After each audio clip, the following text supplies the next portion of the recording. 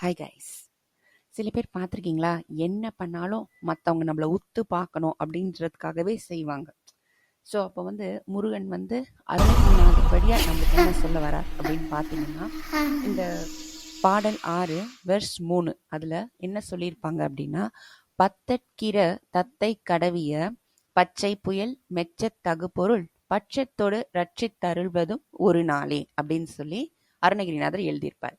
சரிங்க, இந்த வாக்கியத்தோட இந்த வேர்ஸோட அர்த்தம் என்ன, உள்ளார்ந்த அர்த்தம் என்ன, அதை ப்ராக்டிக்கலா நம்ம எப்படி பயன்படுத்திக்கலாம் அப்படின்னு பார்க்கலாம்.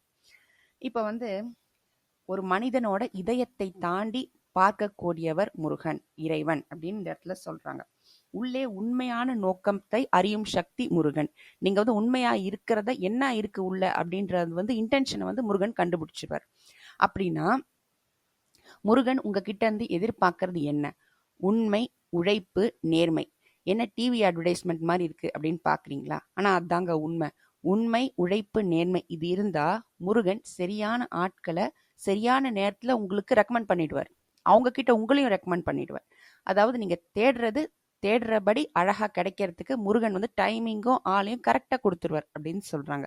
இன்றைய காலகட்டத்துல பாத்தீங்கன்னா social media, fake confidence, image building இதை சுற்றி தான் மொத்த வாழ்க்கையுமே எல்லாருக்குமே மோஸ்ட்டாக இருக்கவங்களுக்கு அமையுது.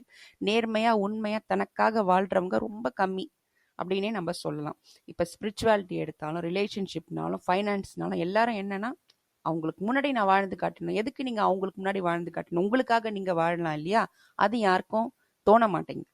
சரிங்க, ஏன் நாம் ஒரு ரைட்டியஸான வாழ்க்கை வாழணும்? எதுக்கு ரைட்டியஸ்னா என்ன? தர்ம வழி அப்படின்னு சொல்லுவாங்க. தர்மம்னா என்ன? ஒரு சரியான பாதையில் நம்ம லைஃப்பை லீட் பண்ணுறது. சரிங்க, நம்மளுக்கு ஏன் சரியான பாதையில் போகணும்? சரியான பாதையில் போனால் தாமதமாகுதே அப்படின்னு நினைக்கிறோம் இல்லைங்களா? தாமதமாக வெற்றி ஆகுது. எல்லாமே நம்ம குவிக்காக ஷார்ட்கட்டில் இன்ஸ்டண்ட்டாக வேணும் அப்படின்னு நினைக்கிறோம் இந்த காலத்தில். ஆனால் சரியான வழியில் போகிறது வெற்றியை தாமதப்படுத்துது.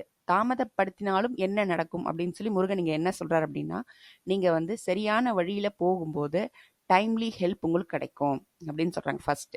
ரெண்டாவது தவறான பொருட்கள், தவறான ஆட்கள் ரெண்டுமே ஆட்டோமேட்டிக்காக உங்களை விட்டு விலகி போயிடுவாங்க. நீங்கள் விலகணுன்ற அவசியம் இல்லை, அவங்களே உங்களை விட்டு விலகி போயிடுவாங்க.